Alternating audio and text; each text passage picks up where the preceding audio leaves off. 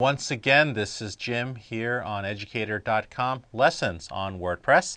We're going to talk about categories. Now, if you have WordPress open, follow along with me on the left-hand side. Just below post, we've got, as actually a part of the post module, where you'll see that there is a categories option, and that's what we're going to talk about.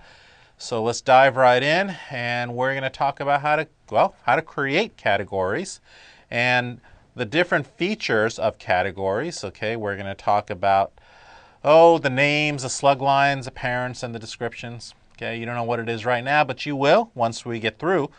And then, of course, RSS feeds. Okay, how to create RSS feeds with categories and specific for categories. So, you know, when it comes to cooking, you may have a category called seafood, and another category called desserts, and another category called salads. But, you know, you don't want to mix and match things, so you want to be able to categorize that. It's easier for the user, easier for your audience, and quite honestly, it's easier for you as the author and administrator of your blog. It's easy for you to organize. And I think that's the most important thing. Categories makes everyone happy. So let's go ahead and dive right into the next slide. And here, if you were to look at the WordPress in your website, this section here is a blow up of this section over here.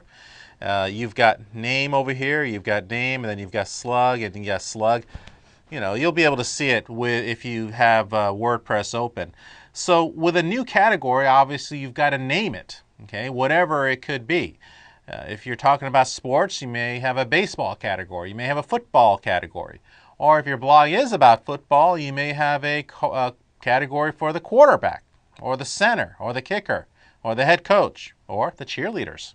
You never know. And then the slug basically derives from the name, okay, and it comes up usually automatically, okay, and I'm going to put automatically, and I'll demo this in a second here.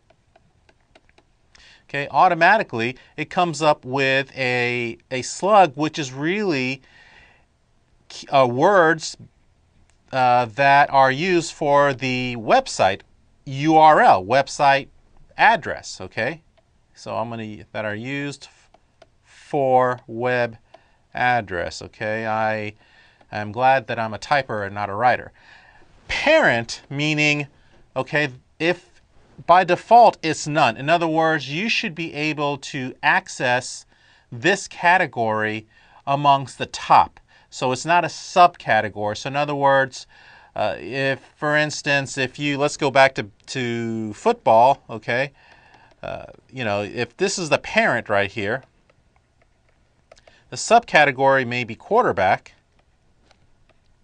Okay, and that could be this is actually the child. Not that any quarterback is a child, but it's called the parent-child. And we'll demo this in a second. And then, of course, we can describe what the category is all about if you'd like. So let's go into the browser and kind of